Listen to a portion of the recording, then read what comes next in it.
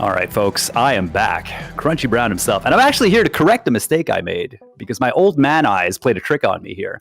I said Big Law was coming up with Wave Break, but I was gravely mistaken. Your next runner is going to be Dayman with Extreme G.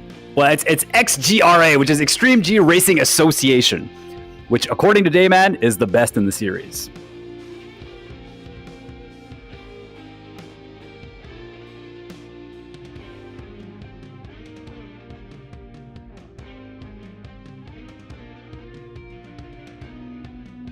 All right, so we're just getting ready for it here, folks. We're just going to transition over.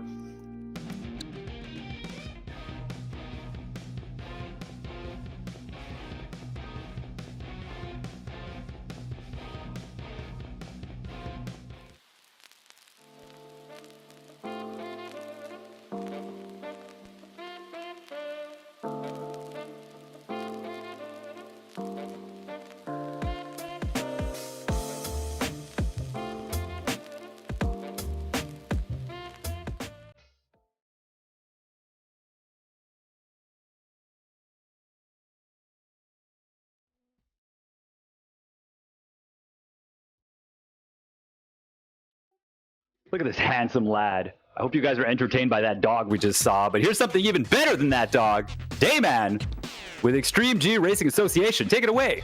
Thank you very much, Crunchy Brown. So, by now, I'm sure you've all seen at some point Extreme G. Extreme G 1, 2, N64. Extreme G 3 was on GameCube and PS2. And then they made this thing and nobody bought it, but I love it, and so we're here playing it today. It's really fast. We're gonna have a great time. So we have plenty of time to talk while we're cruising through this. We're gonna go through 7 different courses, 7 different racing types, and we're going to, okay, looks good. Yep. So this is going to give us our own little in-game countdown. 3, 2, 1, race, and that on race will be the start of our timer. So without further ado, let's get the ball rolling. Immediately, I have questions. Hang on. 2, 1, go. Timer starts now. All right, fire away. What do you got for me? Okay, so the bike you chose. The bike I chose. Why this one? It's fast. It's real fast. But even more than that, it has what they call tight handling. And there are 3 different handling types in this game. There's power slide, which is very bad. And then there's hybrid, which is kind of okay. And then there's tight handling, which means you can actually control your bike. And so the 3 bikes that have tight... Hang on, 1 second, swag strat. Oh, I barely missed it. It's okay. So the tight handling is actually the most important statistic because even the slightly worse accelerating tight handling bike is better than everything else that isn't tight handling, which is really nice. The other thing you'll notice is that I'm picking up all this green stuff, and this green stuff is what powers your sub-weapon. And your sub-weapon cycles through 10 different things, depending on how many of these you pick up before you use it. And the only one I want is the accelerator, which, shockingly, makes you go faster. It's a 7-second speed boost that stacks on top of any other speed boost you currently have active. So when I go over these speed strips, I go faster, and then when I activate the accelerator, I go even faster still for 7 seconds. And imagine if you were playing Mario Kart and you just kept getting stars. That's basically this game for the entire time. And it is very fast as a result. So you get the accelerator for every 3 Every orbs, 3. right? So the way the routing for this game works is you want to get You want to basically never run out of accelerator, and so while that's active, you need to pick up 3 more, but the optimization comes from not just grabbing the first 3 you see, but from grabbing the fastest 3 to get before your previous one runs out. And so there ends up being a lot of neat little small optimizations of, you know, many times over in getting the correct power-ups and not just the first 3 you see. And then, of course, if you miss one, you got to know where all your backups are so that you don't accidentally run into the issue of being what we call power-up drought, where all of a sudden you're just going at regular speed. And you don't want to go at regular speed. We're speed running. We're trying to go fast. Okay, and then before you even started, you mentioned that there's different racing types? What is that? Yeah, so we've got, this is the XGRA Global, which is like the last race series of the game. So this is the biggest engine and the supposedly hardest races that they make you do. And they make you do one of each racing type. And I guess there's not really 7, but they say there are. So there's normal, which is your regular 4-lap race, no gimmicks. Right now, you may notice it's snowing. So this is an extreme weather event, and extreme weather is where there is, depending on the environment you're in, either a snowstorm, a rainstorm, or a sandstorm, and it makes it really hard to see. And that's it. There's actually nothing that changes with the handling or the speed. It's just annoying. And if you don't know the tracks really well, that actually is like a big obstacle for a lot of players, but once you have the track completely memorized, that's not really an issue anymore, and you're just racing. There's also burn off, which is 1 fewer laps, endurance, which is 1 extra lap, and a warmonger, where you get extra points for getting kills, and there are turrets on the track that shoot you. And then there's Peacekeeper, which disables weapons. So I also have a regular weapon too. I can fire rockets. Every bike has different weapons, and if you get a kill on another unit, you get your own weapons upgraded. You don't get a speed increase, which would be cool, but you do get your weapons upgraded, which is a lot of fun. And one of the secondary weapons is the Death Strike, which, if you are playing casually, will be your favorite, because if you get 10 of them, then you can instantly one-hit KO any AI bike, which just removes them from existence, and then you, as a result, you also get a weapon increase, which makes it even easier to then subsequently wipe more bikes from existence. So if you're ever worried about coming in last, all you have to do is blow somebody up, and now you can't be in last anymore. It's pretty fun. That sounds kind of awesome. Yeah, so like I was saying, does that transition to multiplayer? Oh yeah. So the best thing about that is that in multiplayer, they're a little bit kind about it, where it's not a one-hit KO. It leaves you with a pixel of health. So if you can land the follow-up shot, then they're out for the whole race, and you get to laugh at your friend that you just blew to smithereens. And I was saying no one played this game, and I mean that because for years and years and years, I never met anyone else who owned this game as a kid. Until I was in grad school, and I was talking to my friend, and I don't know how it got brought up, but she's like, oh yeah, I had that game, but I'm like, what? And we both kind of like had this realization of like, we never met anyone else who ever owned it. And so we played it, and she and I knew all the tracks and how the weapons worked. Her boyfriend did not, and so we just bullied him the entire time. And basically that means you're going to use the Death Strike, and you're going to shoot him, and he's going to like DNF every single track, and we just laugh because we're trolls. But it was a lot of fun to have that experience, where as long as you can hit your follow-up shot, you can still completely remove someone from the race. And that's a blast. That sounds hilariously annoying. Oh yeah, you gotta. I definitely troll people with that. 100%. Oh, you have to. So the broken weapon system in this game is the reason why it's a fun speed run, because the optimization that comes from all the power-ups. There's really not a lot of other racing games that have that sort of element to it. It's mostly, in most games, it's you either have some sort of gimmick or you don't, and you really are prioritizing good racing lines. And here you're prioritizing good racing lines too. But the power-up management makes it really special. In fact, right now, I'm doing something that's on this track, the power-up management is even more significant because this section right here, you'll notice there is no green stuff. We have no power-ups that I'm picking up in this entire section. So I need to, above all else, make sure that I have an accelerator ready to go when I cross the finish line. And that might mean slowing down or taking what seems like not a particularly optimal path in the section before it, because the pattern that I'm on matters more than how fast I'm going, because if I don't have an accelerator, I will lose seconds going across the finish line into the next section of the lap. Even if everything else is perfect, even if it seems like I'm going fast, then that can be an issue. Right now, you'll notice that a few of the power-ups are gone. You might not notice that 100% because no one else plays this game, but I know that they're gone, and that's because the AI bikes that are in front of me are picking them up, which is something that you do run into in career mode every now and again. But right now, see, fresh accelerator, ready to go, activated, and we're down to business. Okay, so not only is it incredibly fast, but there's a lot of like item management, basically, right? It's, well, yeah. I wouldn't say item management, but the orbs or whatever they are. Yeah, we just call them power-ups because there's no like official name for them, not even in the manual. So we just have, we just kind of call them power-ups because that's kind of what they are.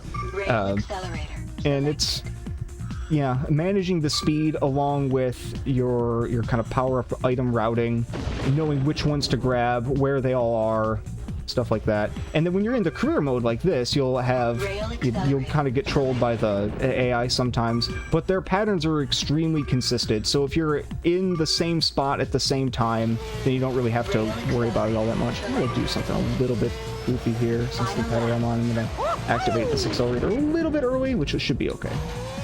Whoa. Okay. But I want to hear about your guys' XGRA stories. I want to hear, what's the game that you played that you were like, this game's amazing, and no one else you knew had it, or it's years at a time. If you want to drop that into a donation, we would greatly appreciate hearing your story about the game that just, for whatever reason, you fell in love with it even though no one else did. And I know that you have those stories because everyone I've talked to says when I mention that, they're like, oh yeah, it was this game, and they have a ready answer. So 100%. We would love to hear that, and that's a lot of fun. Yeah, I think everybody has that one childhood game that everybody else neglected. And they hold it so dearly. They're just like, but it's so good. And that's the best part, is then you can then kind of go back through and you say, okay, well, it's one of two things. It's either this game was awful, but I just loved it because it was, there at a right time in my life. Or you can go back and be like, damn, that game's actually good. And both of those are fun experiences, because we've all had that childhood game that we revisit 10 years later and we're like, good lord, what was I playing? And then we all had the childhood game that we come back later and you're like, actually, I didn't really appreciate how nice this was. Yeah, I've been there for both of those, for sure, yeah. I think there's nothing more painful than revisiting a game you thought was the best thing ever and realizing, yeah, I probably shouldn't have been playing this. I mean, it's like watching an old movie that you're like, oh, this movie was the best when I was 9 years old. And then you watch again, you're like, oh, no. Or, it doesn't have to be 9. It could be when you're a teenager as well. Like, we've all had those experiences of rewatching old things. For me, that's the Super Mario Brothers movie. I rented that thing there you go. infinite times as a kid, and then I rewatched it as an adult, and I was like, how did I ever sit through this? Oh, that movie's horrible. It's entertaining in its own unique way, but it's not a good movie by any stretch of the imagination. Keep the pedal to the floor. Yeah, that's a really fun one. And it's always good to kind of share that moment when years later you finally meet the person that also played that game or also loved that movie, and you can kind of like have that bond. This jump right here is actually to save time. Normally you'd want to stay on the ground because your accelerator doesn't really propel you any faster unless your tires are on the ground because you're in a bike. But the issue is in that track, or this track and a couple other spots in other tracks as well, you'll notice that it's dirt, and dirt slows you down. As long as you're on like a paved road, you go at a max speed, but you actually lose speed on dirt track, and it's better to be in the air because then the dirt can't slow you down. So we actually take a line off that jump to maximize our air time because we lose time for any time that we're actually on the ground. It's fun. is a pretty good lap. Never seen a rider of your quality. You're the This is actually one of the more technical tracks because of that like huge serpentining section that you get towards the end. And there's not a lot of time in this game where we end up using the brake or lifting off the throttle very much, but there are a few times in this track where you absolutely have to, or you end up bouncing around too much. There are a lot of times where you'll see me bouncing into walls, and usually that's because it's faster, because the way the line is, the engines are so strong by the time you get to this bike class that a little bit of a bump doesn't really mean that much as long as it keeps you on a nice line. Your actual speed doesn't drop a ton. What matters more is your angle, and so a lot of times those bonks are purely by design because that's the fastest way to get around that corner. And there are some times, and we'll see one in the next track, where I bonk on purpose to get a very specific angle through the next line, and it's not even an issue of I can't make that turn, it's the I could make that turn, but it's faster to do this weird looking bonk. And oh, someone got blown up. Did you see that? There's wreckage on the track, and I looked at the top and it says position 1 of 7. We started with 8. So we lost somebody along the way. So if you lose, like, let's say one of them blows up, are they just out for the entirety of the circuit, or is it just for the one race? Just for the one race. You're back in at the next race. Okay. Wow, that would be fun, though. If you could just, like, KO some... I mean, this run would be very different. I mean, if I could... Unfortunately, in this game, you don't end the race early if you kill everybody, which it happens in Extreme G2, which is actually kind of an issue, because it kind of ruins the game. The XG2 non-pacifist speedrun is horrible, because it is basically faster to go through the 4 races to do blow up everyone else, then blow yourself up, and then blow everyone else up, and then blow yourself up, because you have enough points at that point from the 2 first places to clear the cup. And it is ridiculously RNG heavy, really hard to execute, and there's like no racing in it. But then there's also the pacifist category, which is like, okay, actually play the game. But the actual true any percent is horrible. Do the weapons cycle like they do in this game? Or no, the weapons are pickup based, and so you actually have to go. You actually pick up specific items from the track, and so they, you don't have to accumulate anything. You'll also notice, it's happened a few times, where at the end of the track, I pause and quit out. It's because once that card comes up at the end of the run, or at the end of the race, it gives you credit for the race, even though you are kind of in that cutscene. So as soon as that card comes up, you get credit for finishing, and so I can not save and quit, but I can pause and quit, and save a few seconds, especially because that post-race cutscene is not a consistent duration. So even if I, like for some reason wanted to watch that, it's a bad idea, and because, well, you could just lose time. But you can also just, as soon as you cross the finish line, pause and quit, which is a strat I kind of indirectly stole from Diddy Kong Racing, where you can do that, but it has to be on the same frame. In this game, not frame precise at all. You just pause and can quit whenever, which is great. Woo! And that's a little bit of brake to slide around that corner. That's a spot that everyone gets stuck at casually. If you're going max speed, you always get stuck on that left wall, but with a little bit of a brake, you can slide around that corner without any issue. All right, I got another question, because these guys keep popping up. There's like 2 guys who like pop up on the left side of your screen every now and again. Okay, so one of them is my crew chief. The southern guy is the crew chief, and he gives me encouragement after every lap. And then everyone else, those are the other racers, and they're just trash talking. So, do they trash talk because you hit them with something, or they just sometimes they'll pop up based if you hit them or pass them or they pass you. Those are like all the triggers for them saying something. So if you hit them, they'll say like, "Watch it, bud," or something. You know, your classic, like, cartoony kind of early 2000s sort of trash talk. And then you'll get, if they pass you or hit you, then they'll talk smack because they think that you're trash. Yada yada yada. That's a nice turn. The classic. Exactly. Right here. This is one of my favorite tracks. Very technical, very fast, but very fair. There's not like a lot of jank to it. You don't have to worry about any one particular trick making the lap very difficult. We've got a few tracks like that where, I mean, as you would expect, there's like one turn or one really precise thing you have to worry about. In this one, it's pretty straight up and down all the way across. And this little bonk right here, that'll save a little bit of time because I can get back to that other speed strip. Normally you can't make that turn in time with this vehicle. It's kind of interesting because I talked before at the very beginning about the different handling types, and there's an interesting property with the hybrid handling, which is it feels faster, but because of the lines that you're passing through all the corners, you're losing a lot of time even though you don't realize it. Which is kind of interesting. If you actually look at the numbers, the Templar is by far the fastest. What platform are you playing this on? This is GameCube. Nice little GameCube ASMR. The GameCube version. Thank you. Anytime. The GameCube version is runs slightly better than PS2 or Xbox. PS2 and Xbox have a tiny bit more lag on the extreme weather tracks because they don't handle all the particles on screen quite as well as the GameCube. The GameCube's just a little bit better optimized, but for individual levels, they're all the same. They all run just fine. No big differences between any of the versions other than PS2 and Xbox have an additional control scheme you can pick from, and PAL version versus NTSC, PAL has other language options. That's it. They're all the same. No JP release. And if you look at my screen now, you're like, hold up, your accelerator's blocked off. And it is, because this is one of the other race types, speed limited.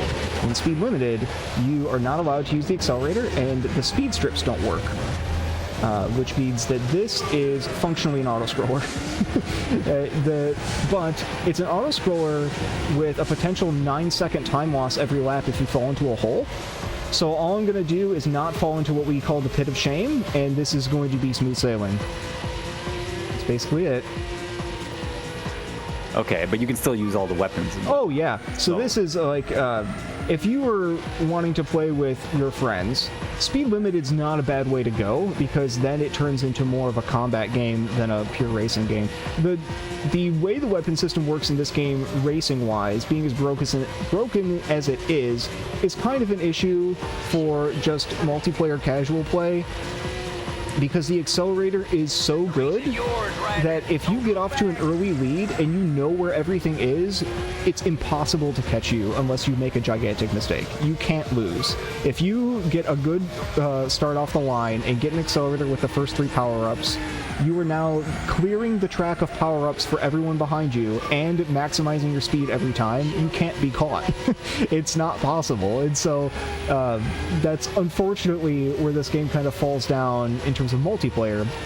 But with house rules, you can get around that. You can just say, don't use the accelerator, because obviously Speed Limited's not nearly as fun because the speed strips are fun, but you can just work around that, or you can say, weapons only, or you come up with other things.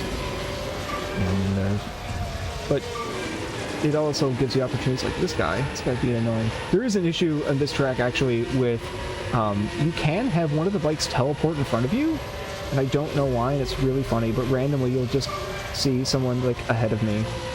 Right around here. It'll just, if you look on the little map on the right, it just happens every now and again. This guy, though, is harassing me. Usually, if you go through enough of the race, you'll run into an issue of, or not an issue, but the nice part about someone is going to fall through the pit of shame, and then they're going to be so far behind that they'll never catch up, even if they're cornering everything perfectly, which in Speed Limited is generally the case. Let's see. Are these still close behind me? I think they are.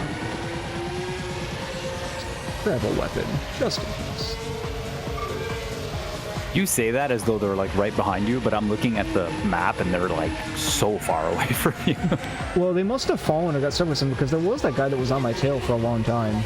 And I think the nearest one is yellow, which would be Terranova? All the bikes have a distinct color. Templar's white, and it matches your exhaust trail as well. So I have a nice white exhaust trail, white bike, and I have a white icon on the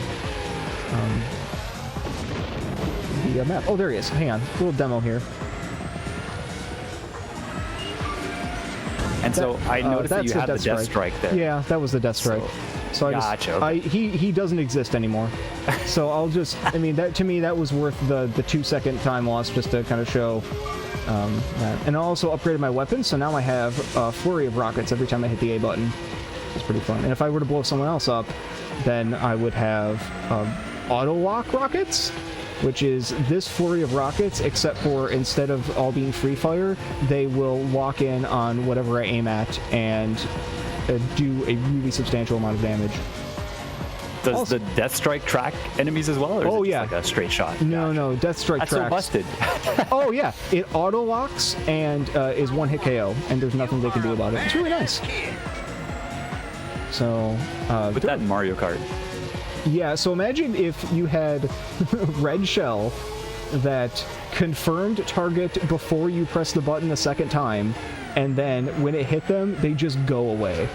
Because that's basically what we're working with here. This is the Overlord, which is like a small nuke. This can also one-hit KO if it hits right. That's pretty fun. Then there's... the cool thing about that one is that's area of effect, so you can actually hit multiple people. But it's pretty rare unless their shields are already low for you to get more than one kill with it. In fact, it doesn't kill at max health, but if you hit them a couple times before, then you're good.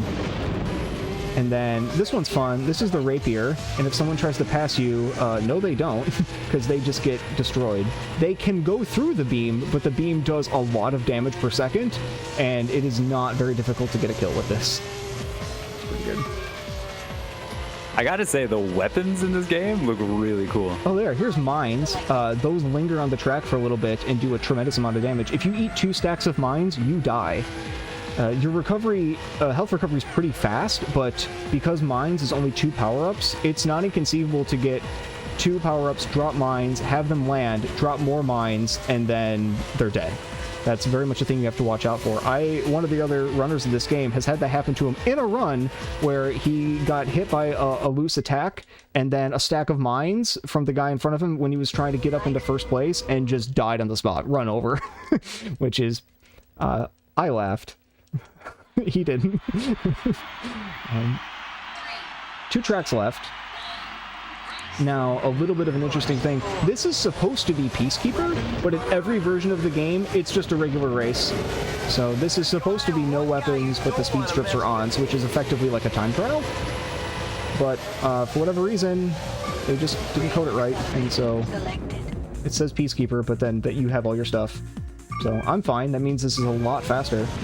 It's like 30 seconds faster overall, probably. So the mode just doesn't function as intended? Is that only in this cup? If you were to go in and just play anything and you choose Peacekeeper, then you're good to go. And there's some race in the slower engine classes where the entire cup is Peacekeeper, so you'll do like 4 Peacekeeper races in a row. Those all work. Everything works except for this one race. This one race, for whatever reason, is not coded as Peacekeeper. It's as normal, even though the menu says Peacekeeper. Which is, again, so good, odd, yeah. Again, good for us because it means we can use accelerators. Right, exactly. In a track where there are an ungodly amount of power-ups. So we never have to worry about a drought as long as you're racing on point. And you also notice there are a lot of speed strips here. This is a very, very fast track. Don't lose your concentration. You can like the contract goal for this one. We don't have to complete the contracts, but they give you your team gives you an assignment every track, and this one was to beat a certain lap time, and you can beat it with a standing start on lap 1 with some accelerators, and it's very, very easy. And part of me wonders if that number, actually, I hadn't really thought about it before, but of course that number is really easy to beat because they think it's going to be Peacekeeper. Because you beat it by a ton. It's not like that's even a challenge at all. And what do you get for completing the contracts? If they're not obligatory. They're not obligatory, but if you want to unlock the Tempor, the thing that I'm using right now, that's how you unlock it. You beat career mode with all the contracts. So it's like if you 100% career mode, you gotta win every race and complete all the contracts, which is not that hard to do. Some of the missions are kind of goofy. Like if you look at the first track that I did for this one, it was to destroy 5 sponsorship billboards from the rival team. So you actually have to like aim and shoot at billboards while you race, and that's kind of hard. And then there's some other ones that are to eliminate a specific driver, which is the driver from the rival team, or to get a certain number of kills. And that can be difficult because sometimes they don't really want to cooperate. But again, if you have the Death Strike, which by the end of the game you will have, then all you're really worried about is getting the first 2, and then you have auto lock rockets to get everybody else, and then you don't even need to collect your power-ups all the way to 10 anymore. You can even do what's it, 5? Yeah, 5 gives you an ammo refill, and so that instantly refills your ammo and you can just use your rockets again. Very efficient. How do you even hit the billboards? Are you supposed to aim up, or? Oh yeah, so I can move my crosshairs, so you can see me moving up and down. Gotcha. And then on top of that, you just aim left and right as you steer. So that's pretty fun. But considering how fast the game is, I feel like that's super hard. They marked them, so they actually mark the billboards, the specific ones that they want you to kill. But yeah, that I'd say that's probably the hardest one. You kind of have to know where everything is. Like you can, like I just got that one, but like you have to. They'll mark specific ones with that red mark of like, yeah, this is what you need to blow up. Oops, guess we're going left. Actually, having 2 power-ups left is probably faster. That's okay. Yeah. And I would not recommend using a rocket-based bike for that one anyway, because if you use some of the other ones, like for example the Manta, which is blue, has hybrid handling, is pretty good, has energy-based weapons, which is basically just like a rapid-fire laser gun, and that is lower damage per hit but more hits, and billboards die in 1 hit, so you just need to spray coverage. Delivery for you. It's called The bikes actually do have different weapon types. You have some bombs, rockets, cannons, energy, electricity, which is just a arc of lightning that will connect to the nearest vehicle, which is pretty good. Rockets are the best overall, but the other ones are still pretty good. And we have 1 track left. We have Cece here asking, sometimes you go so fast that the sound goes away. Is the implication that you're going faster than sound? Yes. There you go. We're too fast. Too fast. Yeah, you hear a little sonic boom, and then all of a sudden all you get is game music, and we're just chilling, and you don't have any engine sounds anymore, which is something that is a mainstay of the XGRA franchise, except for in XG2, when you break the sound barrier, the music cuts away, and all you hear is like a whine from the engine, and that's kind of badass in its own way. But in this game, they handle that sound barrier break in a different way. You actually get a little visual effect, too. You can see kind of like a wave that happens, like right there. It's subtle, but if you watch this game enough, you can kind of pick up on what's going on. It always links up with that sort of whoosh sound, which is the implied sonic boom. So dirt track again. You don't want to be touching the ground, but we don't have a big jump that we can use like on the 3rd track, so we're stuck with this. Plenty of power-ups in this one. Plenty of speed strips. You can actually go quite fast on this particular track.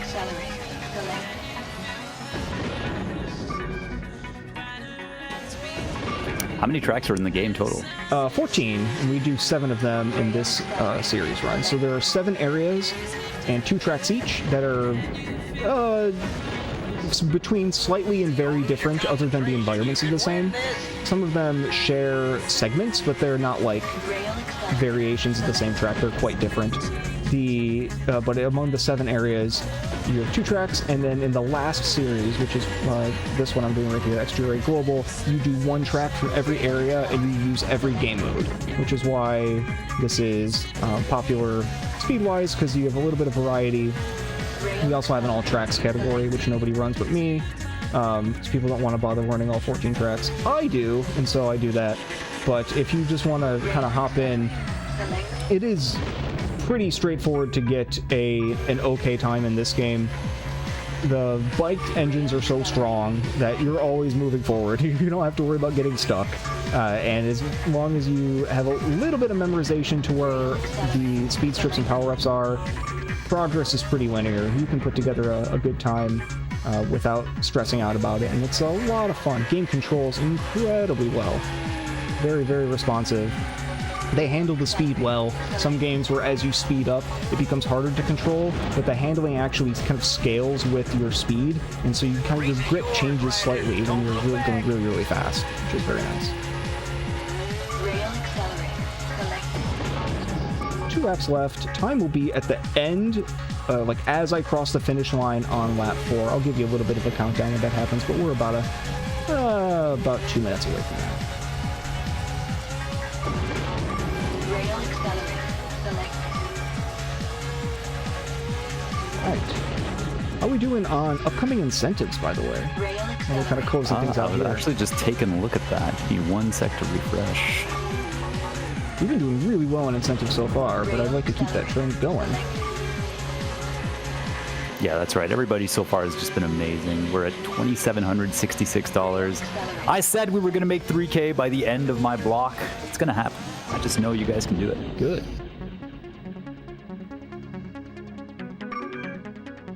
Rail accelerator selected. Soundtrack for this game is also really interesting. You can go between a rock soundtrack or a dance soundtrack. Mine's set to dance. You can also do a mix of the two. And it's all licensed music from like late 90s, early 2000s. A lot of it's taken from an old BT album, but it's like the American release, and I'll be a music nerd for a minute and say that the UK release is a substantially better album because they have some of the tracks are different, the track order is different, and there's different cuts of more than half the tracks, and it is a substantially better album, and I'm kind of disappointed they didn't use that one, but that's okay. Rail So accelerator we were finally catching up to everybody and about to lap them, so like that guy stole one of my power-ups, but I was able to just kind of reroute and grab a different one.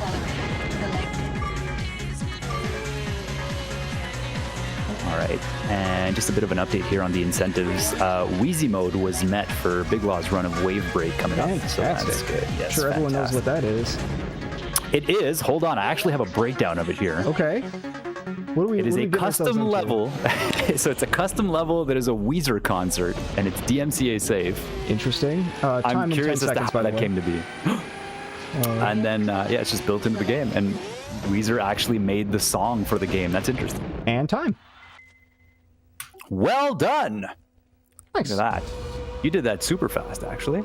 Nice. Underestimate as well. What was my Good time? job. Looks like 33:35. Okay, I'll take that. That's good.